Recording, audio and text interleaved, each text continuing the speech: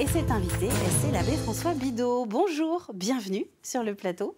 Bonjour. De la matinale. Vous êtes le vicaire général, c'est-à-dire, j'essayais d'expliquer un peu à nos téléspectateurs, vous êtes le numéro 2, en quelque sorte, des catholiques ici en Vendée. Alors, hiérarchisé, je ne suis pas sûre que vous appréciez, mais voilà, si on essaie de déterminer votre rôle, c'est comme ça qu'on peut dire. Alors, Monseigneur Jacolin aime bien dire que je suis son bras droit. Eh ben voilà. Donc vous êtes le bras droit du Monseigneur Jacolin. C'est ça. 400 000 personnes ce week-end aux funérailles du pape François. 400 000, c'est le chiffre qui est sorti, c'était samedi. Ça veut dire que la ferveur, elle existe toujours, où qu'on soit dans le monde. Oui, le pape François avait ce charisme d'une proximité, avec des mots simples, des expressions qui touchent les personnes, qui touchent les cœurs et qui resteront sans doute. Voilà, quand il parle de l'Église qui est un hôpital de campagne, bon, on voit ce que ça veut dire. Quand il invite les chrétiens à être Église en sortie, voilà, c'est certaines expressions qui sont simples, qui parlent et qui touchent les personnes et qui resteront sans doute dans l'héritage du pape François. Si on se recentre sur la Vendée, est-ce que c'est quelque chose que vous ressentez également au fil des années? Est-ce qu'on a une sorte de retour, ou alors est-ce qu'il n'y a jamais eu de départ, mais de retour vers cette foi catholique? On retourne à l'Église parce qu'on a un contexte international compliqué, on est dans des situations économiques qui sont parfois dures à vivre, et peut-être que la foi peut être une respiration. Alors, l'Église catholique en Vendée n'est pas une île, et donc les phénomènes mondiaux ou français nous touchent aussi. Et ce qu'on observe, c'est une croissance de demandes de baptême d'adultes, d'adolescents. Alors évidemment, ça ne compense pas la baisse de baptême d'enfants, mais c'est un phénomène intéressant à creuser. Les raisons, on ne les connaît pas toutes. On peut dire que l'épisode Covid a permis à des personnes de se poser et de se dire « mais c'est quoi finalement le vrai sens de ma vie ?» et un certain nombre de gens avaient cette question d'un lien à la religion catholique, et ils ont pu formuler des demandes de baptême voilà, dans ces dernières années. Il y a aussi un phénomène autour de la destruction de l'église, de la cathédrale Notre-Dame de Paris. Ça a été un choc pour un certain nombre de personnes, à la fois se dire derrière ce patrimoine, qu'est-ce qui se joue, d'autres qui ont été marqués par le chant des jeunes chrétiens qui priaient pendant l'incendie de Notre-Dame de Paris, et qui ont dit mais c'est quoi cette foi qui s'exprime ainsi? Et puis je crois qu'il y a un certain nombre de gens qui cherchent vraiment le sens de leur vie, et qui, au milieu d'épreuves, de deuil ou de maladie, ou marqués par une célébration, où des jeunes n'hésitent pas maintenant à inviter des copains qui ne partagent pas la foi, à dire « mais viens voir ce que c'est qu'une messe, viens entrer dans une église ». Et de fait, les gens vivent une expérience spirituelle forte qui peut déclencher une demande de baptême. Et alors, à l'inverse, je rebondis sur ce que vous avez commencé à dire, on baptise de moins en moins les bébés?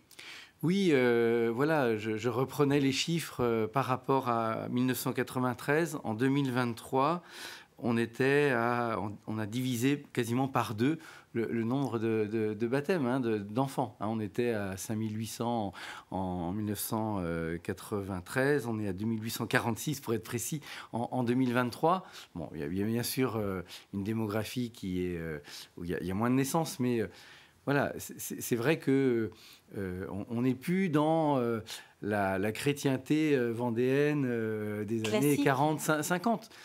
Mais on a à la fois un phénomène de renouvellement par des arrivants en Vendée, des gens qui viennent par le travail, qui, par des réseaux, etc., viennent en Vendée et savent qu'il y a quand même une tradition de foi, de spiritualité, et voilà, un lieu où on va pouvoir trouver les éléments pour grandir dans la foi de manière sereine.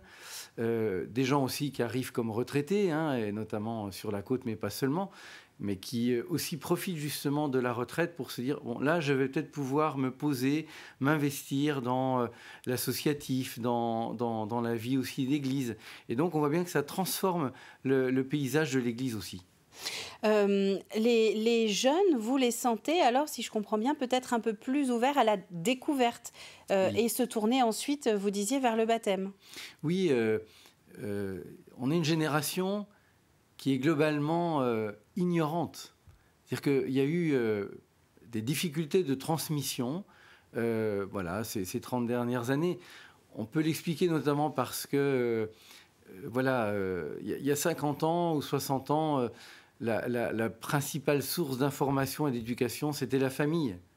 Aujourd'hui, il y a tellement de sollicitations par les réseaux, etc., que même quand les parents veulent transmettre quelque chose, ils savent bien qu'ils ne sont pas les seuls à donner un message. Et au milieu de toutes les informations, bon, les jeunes font leur propre parcours et ce n'est pas forcément du côté de la foi qu'ils avancent. Mais dans le même temps, et ça on l'observe depuis 2-3 ans, la place des influenceurs catholiques qui fait qu'un certain nombre de jeunes découvrent la foi aussi par, voilà, on peut penser à Frère Paul Adrien ou Sœur Albertine, qui sont assez connus dans les milieux catholiques Qui et chrétiens. racontent leur vie, en fait, qui racontent aussi les coulisses un peu Oui. de l'Église. Et puis qui savent, dans des formats très courts, dire des essentiels de la foi et qui sont des repères aujourd'hui pour les jeunes. Et de ce fait, on voit que ce phénomène voilà, des réseaux est aussi un vecteur pour que des gens découvrent la foi. Mais il y a un moment, il faut qu'ils passent au réel. Et donc, ils vont frapper à la porte voilà, soit à l'aumônerie du lycée, soit dans les paroisses. Et effectivement, là, c'est important qu'ils puissent rencontrer un groupe très concret de personnes avec qui ils vont pouvoir cheminer. Pour reprendre votre expression du début, la Vendée n'est pas une île. Donc, également, l'image qu'on avait de cette... Vous l'aviez évoqué, hein, la Vendée, terre catholique, fervente, très pratiquante, surtout dans le bocage. Est-ce qu'aujourd'hui, on est sur une même sociologie du territoire ? Alors, on a toujours des spécificités en fonction des lieux. C'est vrai qu'il y a une tradition chrétienne plus ancrée dans le bocage. Un christianisme, je veux dire, plus voilà, fervent dans le sud Vendée, même si ils se sont toujours perçus et vécus comme très, très minoritaires.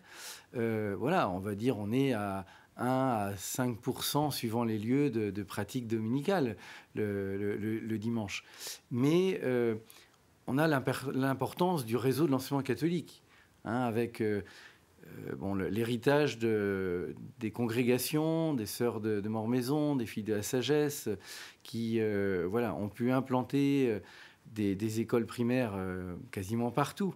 Et l'enseignement catholique reste un lieu important pour l'annonce de la foi et pour la catéchisation, et pour aussi une manière de vivre ensemble qui crée des liens. Je crois que le vivre ensemble à la vendéenne, on essaie de se mettre d'accord et s'entendre. Je crois que l'enseignement catholique apporte sa part aussi dans une certaine culture qui traverse les enfants et les parents qui se mettent ensemble dans des organismes de gestion pour que l'école avance.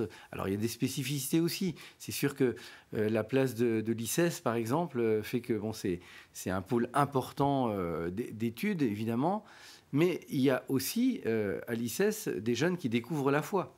Et par le milieu porteur, en découvrant d'autres jeunes chrétiens, voilà, le nombre de catéchumènes explose aussi dans le monde étudiant. Alors, monsieur le vicaire général, une dernière question. C'est difficile de passer à côté. Dans les grands défis, il y a aussi quand même votre positionnement face à tous les dossiers qui ont été ouverts concernant les abus sexuels dans l'Église. On vous en parle, je suppose. Alors, c'est très dur. Le chrono joue contre nous. Il reste 1 minute. Oui. Comment positionnez-vous votre discours ? Et donc, Monseigneur Jacolin a été, parmi les évêques en France, ceux qui ont été parmi les premiers à prendre conscience du sujet, mais aussi à cause des révélations suite au livre de Jean-Pierre Sautreau, là, en 2018. On a un dispositif pour être à l'écoute des personnes. On est toujours en lien avec ces personnes-là, et vraiment un bout de chemin qui a été fait avec elles, et vraiment on sent qu'on a changé des pratiques. Et aujourd'hui, on fait tout pour que l'Église soit une maison sûre pour les enfants.